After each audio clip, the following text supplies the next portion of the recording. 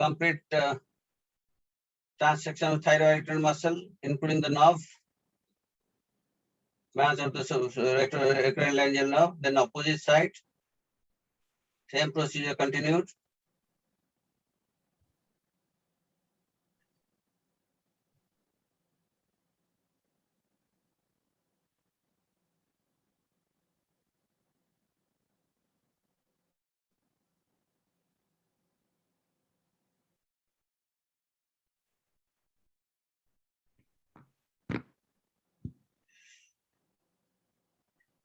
The ventricular band is excised to expose the lateral aspect of the vocal ligament to transect the thyroid retinal muscle, including transection of the retrolaryngeal nerve that gives branch to the thyroid retinal muscle.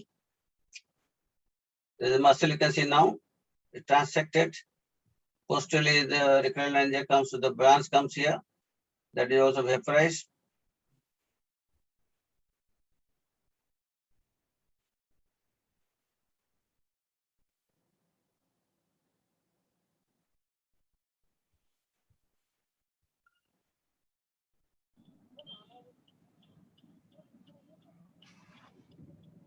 Professor Behra, let's request for the time.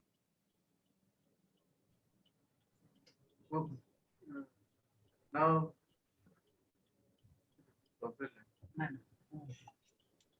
hello. The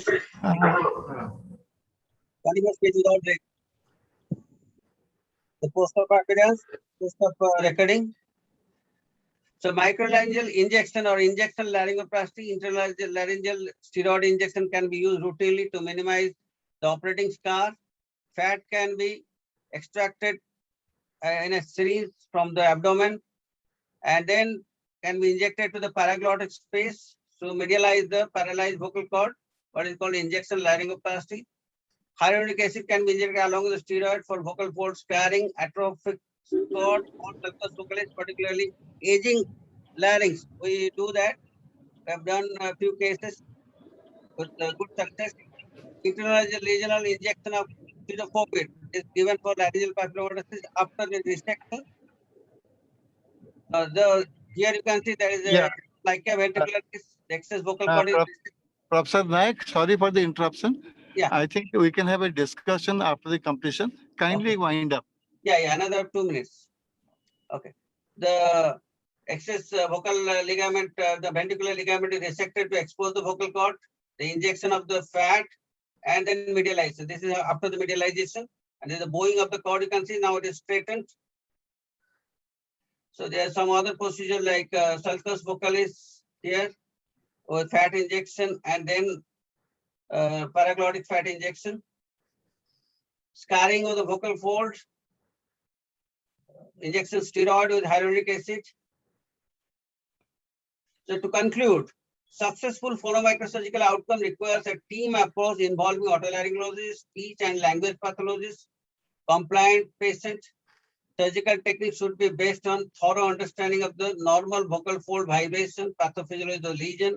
Optimal voice outcome can be achieved with a microflap technique that preserve or restore the normal cover body vibration of the vocal fold described by Hirano. Carbon dioxide laser with AccuBlade gives a good surgical outcome and minimal thermal damage. And the microdermabrasion can be used selectively in certain cases like laryngeal papillomatosis. Thank you. Thank you, Professor Naik. Thank you for the nice presentation. So we'll go for the discussion. So any question answers after the second presentation. Now I invite Professor Sanjeev Mahanti for his presentation on cochlear implantation. Professor Mahanti, please.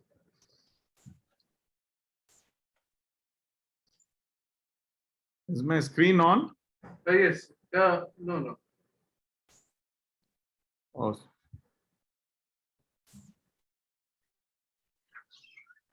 You need to make me the host, I think. Co-host. Already co-host. Okay. Yes. You can see your screen now. Now can you see? Yes.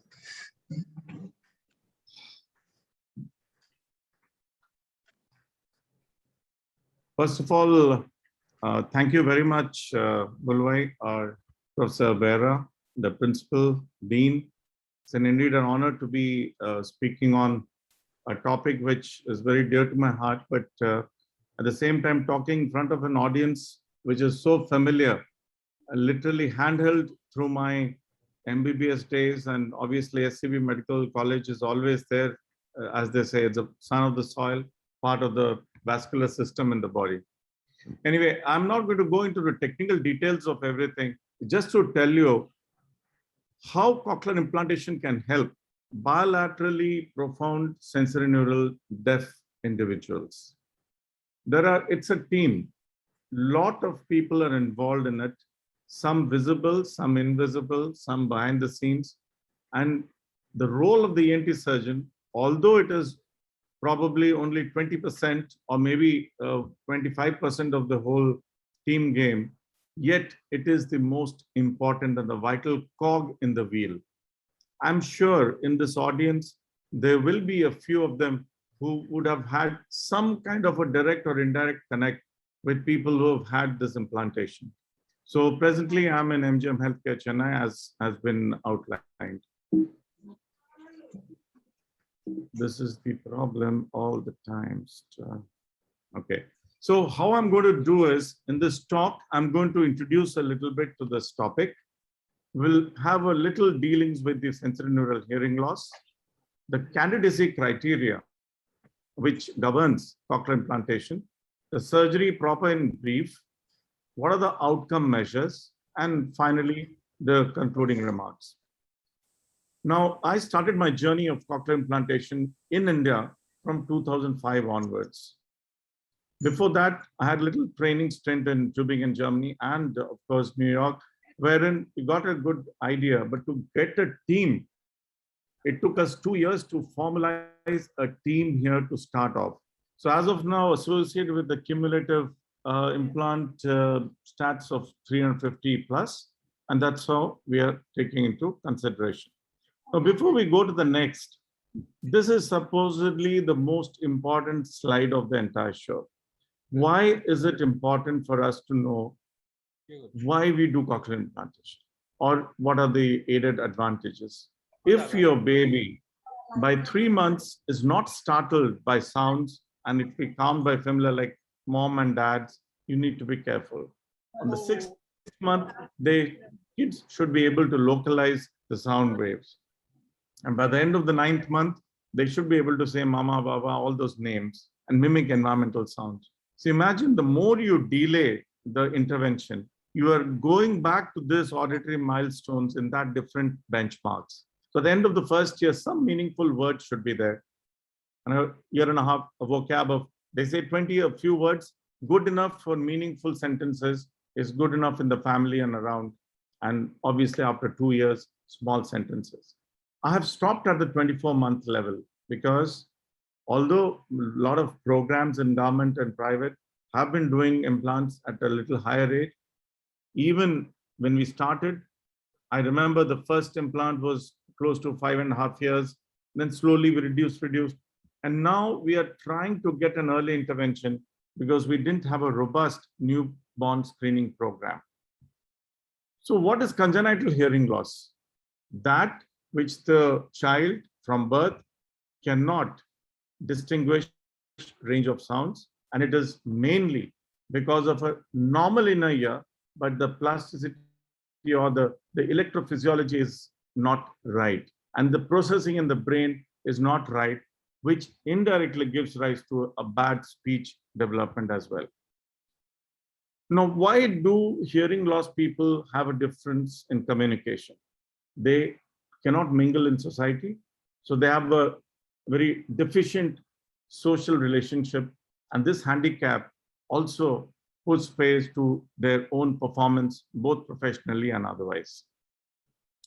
So how do you identify early? The best judges and the best so-called third umpires are the parents and the caregivers at home. If the kid, I said the auditory milestone should be there on the left-hand side in a bullet screen. Each 3 months, okay, is not able to identify sound.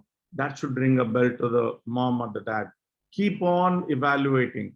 And if you're able to identify within the 6th month, you are in a better position to go ahead and plan whatever intervention that you need to assess. So this is for those, because it's a general talk and people wanted to know what is cochlear implant. It is a bionic implant. It's a prosthetic implant wherein it is surgically planted into an individual who has lost the ability to process the auditory disorder or the auditory process by the brain. And this implant does not use the regular pathway most of the time with a dysfunctional nerve, which connects the inner ear to the brain. So this is just to give a brief outline. And what are the parts of the cochlear implant? You have a microphone, which picks up the sound from the surroundings. That is processed by a processor, which had a lot of wires and cables earlier. And now with the new advances, I'll show you in the next slides.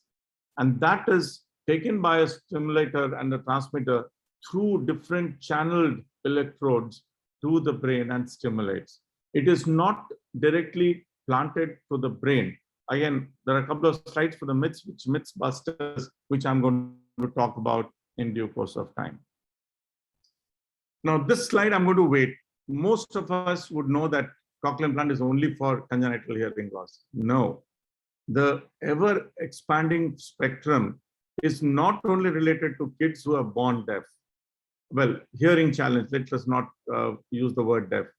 Bilateral, sudden sensory neural, it could be viral afflicted, could be post-COVID. I mean, I have 3 patients who are still in the process of trying to rehabilitate them post-COVID. Then you have the auditory spectrum disorders, or otherwise called auditory desynchrony. And sometimes with vestibular schwannoma on both sides, when you operate, or with a gamma knife, you find the cochlear nerves are damaged. So knowingly, you know that these patients will definitely have hearing loss. And of course, with passage of time, the low frequency becomes high frequency hearing loss in menias. And if it's bilaterally progressive, they're also potential candidates. So it's not about only the congenital hearing loss, it's about this. And I'm lucky to have operated at least 4 out of this 5. I'm still waiting for a refractory menias, but bilateral sudden sensory neural, I have operated. E.N.T, I've got a case, and of course, congenital quite a lot. And how do you evaluate?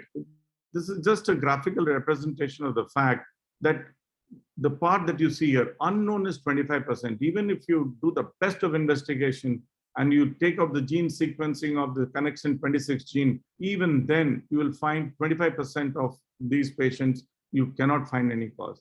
And syndromic, again, the next 25% is syndromic. However, the acquired 25 is the one that I'm looking at. So this acquired 25% can be preventable, or they can easily be treated in a much congenial manner. So who is a good candidate for cochlear implantation? Ideally 6 months to 2 years, I've written, as early as possible after 6 months, when the little head steadiness is there over the neck, where they don't really drool here and there, little balance is okay. That's the time when the musculoskeletal system is stable, and then you can go ahead and do a cochlear implantation with a little more safety. And bilateral, without any benefit with hearing aids, and of course, motivated parents. I've made it in bold, realistic expectations. I'm going to deal with the realistic expectations in a couple of slides from now. And audiology is a hallmark of the candidacy criteria for cochlear implantation. And that is something which we need to understand, because this is not going to be there with all the centers that you have this implant program going on. So I've just highlighted autoacoustic emission, the auditory brainstem response, and hearing aid trial. At least these 3 are non-negotiable. With these, you can get an idea as to whether you are going to progress further and how you can progress, and ascertain the veracity of the auditory networking, which is going functional for the kid or not. And I think it's become a mandatory norm now all over the country, all over the world, neonatal screening program. And in our institute, it's there everywhere. It's not only our institute. They have a child born within the 24 hours, they are given this screening test with a probe, that is the autoacoustic emission. And once you know the functioning of the outer hair cell, you can still say if it can be refer or it can be positive. So if it's refer means they need to be evaluated further. So we keep going on the 8, 12, and up to 3 years, we keep doing that if there is any progression of the deterioration of the hearing loss. And then if nothing happens, if the pathway does not show any improvement, there is no other option but to go for a cochlear implantation at the early stage. So what is an implant? Just a recap of what I've just said. Sound picked up with the microphone, the speech processor processes it through the electrodes, it transmits the electrical signals with an array, different channels are there to the brain, and that's how sound is processed. Now, what is the difference between a cochlear implant and a hearing aid? Hearing aids only amplify sound. They have got nothing to do with the functionality which is lost by the inner ear and the means thereof. So the acoustic signals are put into electrical path. That is the major difference between the two. Although some hearing aids are priced almost equal to that of a cochlear implant these days, which they call it IAC or invisible in the canal, programmable, but the efficacy is only to amplify whatever residual hearing is there. But they cannot match the efficacy of a cochlear implant, which will also aid the speech and the communication for an individual, in addition to some social stigma which can be eradicated. So these are the goals of a modern implant, which of late, as early as the last 3-4 years I've been using, and there is no particular mandate for this or any, should I say, to promote this product, but it's nice. You can see this little, the coil of the cochlea here. It's atraumatic, very closely hugging the cochlea, and the idea is to give the electrical activity to the inner hair cells, which will transmit the electrical activity for the processing by the brain for perfect hearing or near perfect hearing. And it is this forum, I take this forum to be privileged to be sharing with you. The first one bilateral of this particular implant in Asia, luckily during COVID times, was done at our center, and I'm happy to be a part of that. So what are the steps of cochlear implantation? So before that, let me just tell you, in my small experience, I've done 12 bilateral simultaneous implantation, and 3 of them were done last year during peak COVID time. Well, I didn't want to wait too long. And 16 of the patients in our series sequential, like one done today and the next probably after 3 months, 6 months, and one I've done even after 3 years. So all the steps are important. The initial contact, they'll be apprehensive. The parents have to be educated. The counseling has to be done beautifully. Otherwise, they won't understand what is the realistic expectation. An evaluation by audiology, radiology, everything has to be done. Of course, surgery has its complications, but you have to be very, very precise. The margin of error is just that much. And of course, following up with an audiovisual therapist, auditory verbal therapist, along with a state-of-art implantation audiologist is the way ahead, with a very purposeful auditory verbal therapy sessions, which is the main hallmark for success or failure. Now, I'm just going to show just a very edited video, so I hope it runs. This is the problem. Okay, this is the recent advances in implant technology. As you can see, now this is the cochlea. This is just an animated view. You can see it goes straight into through the round window into the cochlea, and it rolls around it. The whole implant then curls along the basal turn of cochlea, and that will give rise to a very good electrical stimulation to the nerves, the auditory, the hair cells, and that activity will be taken up by the brain. I'm going to play this again. So this is, I don't know why it's not playing. Okay, never mind. So this is the latest implant that I was talking about. I just showed you the other part of it. As you can see, this is through a round window approach. there's a mastectomy, and through this facial research approach, we approach directly through the round window. Earlier, we used to make another hole in the cochlea as a bypass method to get the electrodes inside. But nowadays, with this atraumatic, very, very sleek implants, you can go hug the modulus. That's why it's called perimodular implant. So these are all the couple of patients. I just wanted to show a young child. It is 1 year, 11 months, and this was a 54-year-old male, which is sudden sensory neural loss on both sides, and underwent. He's a auditor for the Axis Bank, and they all did exceedingly well post auditory verbal therapist. I will get back to the video separately just after all this. So the post-operative, this is only for records and medical legal purposes, that you see that the implant is in place on both the sides. It's in the calvarium, and this is good to see that it's gone around the entire cochlear pathway into the inner ear. So this is now, earlier that was a X-ray. So nowadays we are doing a reconstruction post-operatively, and we have a very good radiology department. So they do a recon, and you can see exactly the implant where it is sitting in the skull, and you can see both the sides. The cochlear implant is very nicely in place inside the middle ear, inside the inner ear. So I hope this runs. Yeah. So this, okay, just running through this. This is a switch.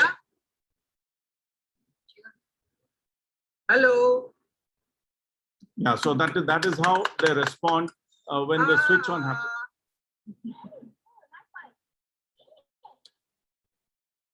Pa, pa, pa.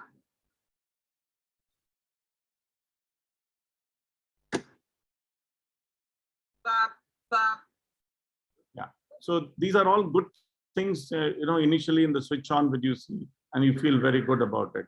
And this is the same adult which I talked about, undergoing a switch on after 3 weeks. Usually I wait for 3 weeks after the surgery is over. And even in an adult, we have to go through the grind, and once they listen, and then we do the mapping and the entire tolerability and the programming of the implant so that they successfully go through it. Now, this is an interesting, and hope it runs. This is the same child which you saw me holding on. This is 1 month post auditory verbal therapy. That's about a couple of sessions in by the audiologist, and after that it's training by home. We'll start the animal sound, okay? Arvind? Okay. We start now from all. Ooh. Okay. This child did not have any speech. Bow, bow. Okay. Now, dog. Quack, quack, quack, quack. Quack, quack, quack, quack, quack. Okay. Okay. Just a minute. Now we'll start. A, E, U, Ma, Sam. Okay. So this is only Start the animal. this is only to tell you that a very purposeful, intensified auditory verbal therapy is the way ahead to go through all this grind of auditory verbal therapy for a very good programming. Now, levels of performance, it depends on the sound awareness, how they discriminate. The voice monitoring also is equally important. And I'm not getting into the details of the scores, but understanding environmental sound, whether they're able to have single words, phrases, and whether they understand sentences in details. But the majority part is they have to understand the connected speech, which is of paramount importance. But why are outcomes different? Some people do much better than the rest. That's because the age of implantation. If you do it early, the chances are better. And then pre-implant duration, how long is the duration of deafness? We call something called plasticity. The nerve has to be stimulated some way, either by hearing aid, from external, from environment, as well as from the electrodes or the electrophysiology. And what is the residual hearing that is there? Family support in everything is important in life, and definitely for cochlear implantation. Just to say the least, the implant technology has also a binding in today's world. So these are, now I'm going to have a couple of slides on the myth busting cochlear implantation, which many of them keep talking about. Now, what is it that you're looking at? People will think that cochlear implants, they will not be able to comprehend speech. Wrong, they will be able to. And the moment you do the surgery, next day they'll start talking on the phone. That is absolute humbug. And then does it fix or cure deafness? It aids. It electrodes in the cochlear implant goes to the brain. It doesn't go to the brain. This is only in the inner ear. And is it a brain surgery? No, it is not a neurosurgery at all, excepting auditory brainstem evoke response. And these are the reasons why many patients do not come forward to really think about cochlear implant as some kind of a response. Does it weaken the skull? No. And if somebody gets hit on the head, they'll fracture the skull. Absolutely not. This is very safe inside. And the implant, the cords that is there, the cables comes out through the neck. All sorts of questions people ask. They cannot swim. Yes, they can swim. They have to keep the speech processor outside and then they can swim. So what is the positivity in this? In such patients, there'll be a decline in loneliness. Basically, the social quotient will improve in such patients. So these are all the bilateral cochlear implantation for bilateral sensorineural profound hearing loss. And what are the benefits? Mainly the speech understanding in noisy environment and head shadow effect, we call it. If it's done bilaterally, the binaural hearing, just like binocular vision, similar that for the ear also is helpful. And this I want to, my birthday was on 16 July, and this lady, after this 1 year post cochlear implantation, and just look at this. Please come to Bangalore. This girl was from Bangalore, and it was so nice and endearing moment for me when she sent a video like this. And this is all what a surgeon would look like on all of that. So concluding remarks, but I would want you all to just hold on for that. So just a minute and a half video. I don't know. I'll just play it around for you to understand. There's no denying the fact universal screening program, newborns is extremely important. Bilateral simultaneous. I've gone out from the sequential. It should be done immediately. Yes, it is little taxing for the surgeon to get the precision, but it's better to do it. And after having about a dozen of the kind of experience, I think it's a little difficult through the day to sit through the microscope, but at the end of it, its results are good. Just, I would request you all just hold on for a second. I would try to put that out. Professor Behra, just give me a second.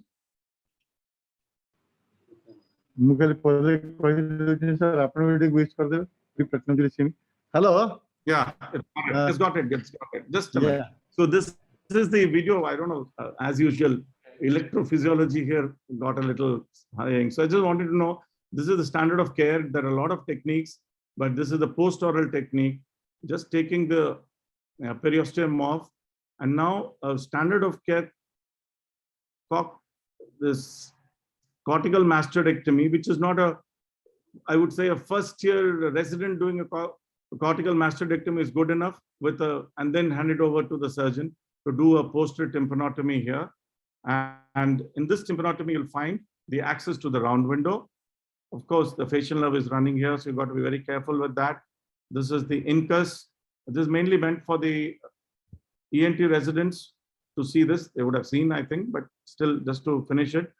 This is for a completion sake. This is the posterior canal wall, which has to be thinned so that you can see the instrument from the opposite side. This is the implant bed just being mapped.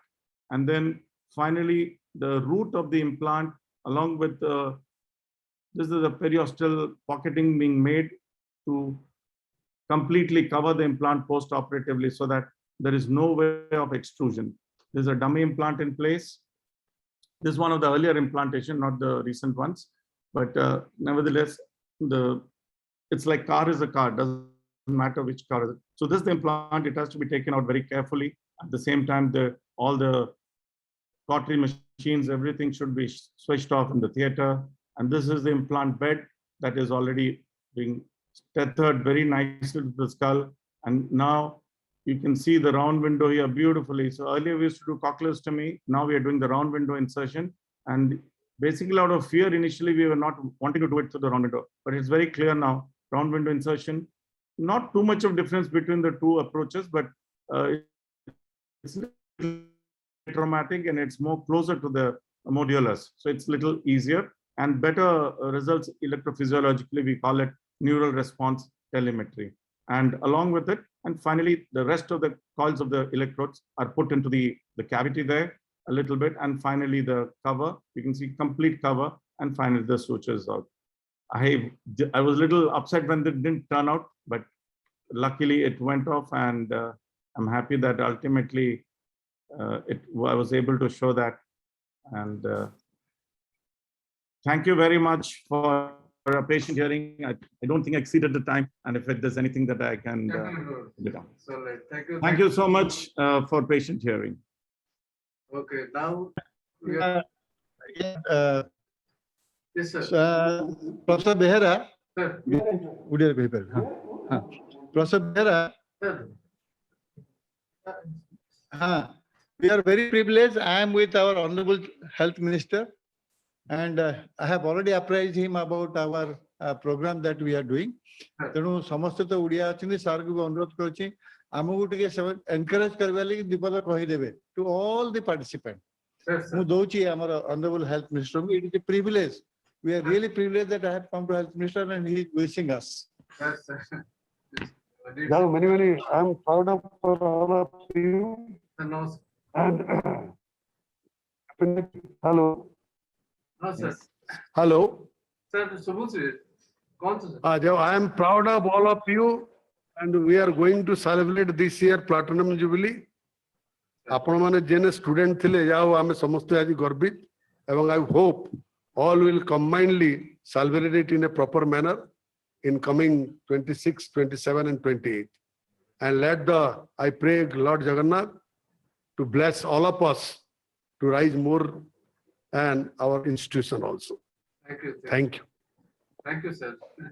Thank you, sir. We are really privileged. In fact, today is a very, very auspicious and very important day for us. Our Health Minister also addressed every one of us. So now I hand over to Professor Behera for the moderation of question. But to Dr. Sanjeev Mahanti, Professor Sanjeev Mahanti, can I ask you a question? Yes, sir. Yes, sir. Anything. Yeah. I have only two little curiosity to know. Yes, sir. There are two aspects of it. One is this is an implant. Yes. Am I correct? It is an Yes, implant. yes. Yes, absolutely. And every implant has a lifespan. Yes. So can you highlight about it? Yeah. What is the period up to which this can be functional and when you have to go for a replacement? Okay. Again, the studies have done, and the first implant was done in Australia. The same gentleman, I was there when it was explanted after 46 years. And I was there for a workshop when the second implant was conducted. But it was unilateral. Now, the question is, even if you go to the companies, they would say that it's all about, they give a guarantee of only 10, 12 years. But having seen most of these patients, it's only the change of the speech processor that is required. And mind you, the FDA approved this implant only in 1990. So if you look at it that way, we are just about 25 years, 35 years. So let us see how long it goes. But from my little knowledge, I think the newer implants are pretty well quality controlled. So hopefully in a lifespan, maybe somebody has to get it done twice. This is what my optimistic idea is. Okay. And thank you for the knowledge of all of us. What is the usual cost of the total procedure of bilateral implant? You asked about the cost? Yeah. See, the one that I showed, the perimodular implant, is a little costly implant because a lot of R&D was developed. So if you have both together, only the implant cost is somewhere around anywhere between 20 to 25 lakhs, both together.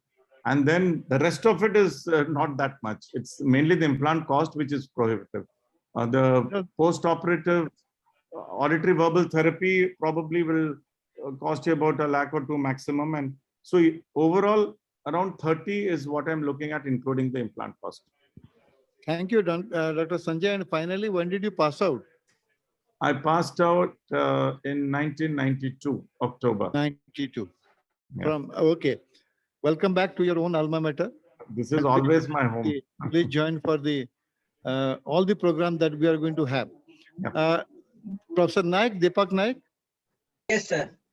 Deepak, he is another younger Yes, yes, brother of yes. ours. So very well done. It was a wonderful talk. I don't think any question will be there for this. Thank you. Thank you. But anyway, our moderator will further tell you if there are questions in chat box, please continue. I am with the Honorable Health Minister. I'll continue for some time. Thank you. Thank you. Thank you. Thank you. Thank you. Actually, there are two questions for you, Deepak. Yeah. There is one question. Is it KTP ledger, sir? What is that? This is KTP laser because we have both carbon dioxide and KTP laser. The problem with thyroid muscle when you resect with carbon dioxide laser, there will be a lot of bleeding. Because of that, I prefer KTP laser for the thyroid. But vocal cord lesion, any lesion the glottis, I use carbon dioxide laser. Okay, then so If second. the advanced glottis or supraglottis, I use KTP. Based on what is the indication, particularly bleeding is a big problem. And particularly when you do microscopic surgery, bleeding is a big problem. So to prevent that, we use KTP. Particularly, I use KTP for this procedure. So the second question, what is the anatomical basis of thyroid myotomy? The thyroid node muscle, it is basically, usually it goes into spasm that leads to the adductor-spasmodic dysphonia. So basically what we do, you can do in two ways. One is resection of the thyroid muscle and resection of thyroid muscle with resection of the branch, that is recurrent laryngeal branch to thyroid node. So both are exercised with laser. The other technique is, which is reversible technique, is implant, that you do you divide the thyroid lamina and put an implant between the two vocal cords. But preserving the mucosa, you push it. The thyroid cartilage is separated. Basically, thyroid cartilage is separated, so the both vocal cords will stay apart. So that implant titanium is very expensive. This is cost effective wise. This is better. And our patients, they don't come for follow-up. So in that way, reversible, I don't know any patient will require reversibility of the procedure, particularly when you have got a spasmodic dysphonia. And some of these patients are aged patient with spasmodic dysphonia. So one surgery you do and the patient, based on lifespan, everything, they'll be happy, they're quite happy with. Okay, thank you. So I don't think any more question. There is no more questions in the chat box. Still, I request the participants, if anybody is interested to ask any question, they can come for it now. Either they've understood or they've not at all. So if there will be no question, we can wait for a few seconds then. Okay. Dr. Jayant Panda can ask a question. Very nice presentations, Dr. Deepak and Dr. Sanjeev. I know Sanjeev personally because we stayed in the same room during post-graduation. And I know his spirit and enthusiasm for the profession. And he has gone a long way starting from the SCV. We are proud of him. My own relation has undergone cochlear implant, and Sanjeev knows Dr. Kirtane had done the procedure, and now after looking into the whole procedure and the auditory trainings, I remember the incidents almost 15-20 years back when Sanjeev was starting cochlear implantation in 2005. So it's a eye-opening presentation, and we should give the benefit to more and more patients who can take advantage, because science has developed so much and our close people are there around. That's my comment. And thank you for enlightening about the latest technology and developments, and the slides were excellent, both Dr. Deepak and Dr. Sanjeev, and the procedures and the implants, the all shows of the future generation medical science. So we are enlightened. I thank our Dean Sir for this pre-platinum CME, which not only connects us to the world outside, we become wiser every day. Thank you, everyone. There is one question for Sanjeev. I would like to just say something before you have the next question. I mean, it's a privilege, or you can say luck, or whatever. The new implant, which just I showed the perimodular part, I've already done totally of, if you consider last year together and the year before, almost 6 patients are from Odisha, and 2 of them from Berhampur, 2 from Cuttack, 1. So it's nice to give back to your own people. That's what I wanted to tell that. Yeah. There is only one question. What is the least age at which a child can be implanted? That's probably, I'm going to do that next week. Just pray that bless me. Most likely from first week of September, I'll be doing, it'll be about 6.5, 7 months. I've never done such a young child yet. I've detected the hearing loss, again, a Odia patient from Ganjam, but unfortunately, the head was not very stable on the neck. For 3 months, it was detected. So I'm just following up. Probably next month, I should be doing it. The youngest in the world is done, I think, about 6 months and some days. I think that's somewhere that is all. But bilateral, yet to somebody is got to do. I think bilateral about 8 or 9 months. I'm not very sure. It's basically the head has to be stable. If the head isn't stable, then there is a little problem. So No. Chinmay has asked what, wait, something is written there. What is the least age? that is the question I asked you. Oh, okay. Least age, okay. What detects? So if you have detected, see, it's like this is a very nice little journey. You start off with a autoacoustic emission, detecting no function of the outer hair cells. You follow it up. Then you find the BERA results are bad. And then you continue then at the time you start motivating the parents. See, this is the way. Have a good auditory feedback by a hearing aid, just to provide that auditory inputs, so that the nerve is at least knowing that what is sound by the nerve, but it might not be processed by the brain. After some time, slowly and steadily, we keep telling the patients, okay, anyway, you start doing a fixed deposit, something, it's still costly. We know that it's prohibitively costly, and maintenance of batteries and all sorts of things. So if you do that, we keep telling them, the moment you do it, it will be like a newborn child getting a hearing back. So we have to develop the speech. So the more you delay, the speech is delayed. So that's why the earlier you detect, the earlier you do it, the best for the patient. Okay, thank you both of you. Now it is time for vote of thanks. I'll invite Dr. Subbulakshmi to have the vote of thanks. Good afternoon. I, on behalf of the Department of E.N.T, extend my thanks to our Honorable Health Minister for his kind, encouraging words, and to our esteemed Dean and Principal Professor Hutta, who is very well known to us. He's an achiever and he's committed to our institute, and he wants it to become a center of excellence in the near future. And I extend my thanks and appreciation to all the participants who have spared their valuable time for us, and our technical staff, especially Mr. Debasis, who is always there to help us out and make it a success. Last of all, I want to thank our professor and head of the department, Dr. Subrat Behera, for who is a driving force behind all academic activities. Thank you so much. Stay safe and stay blessed. Thank you both of you again. Subbulakshmi has forgotten to thank Deepak Bhai and Sanjeev Bhai, but anyway. Sorry. I want to thank the speakers. Today's speakers were very eminent. Sorry. I just want to. Just on a lighter note. Thank you so much, because being the alumni and spending your year and formative years over here, so we are inspired by you. And the talk was very relevant and very useful for our PG students and for myself. I can't catch you. You've reached the very great heights. So I'm very behind. No. I'm only tall by height.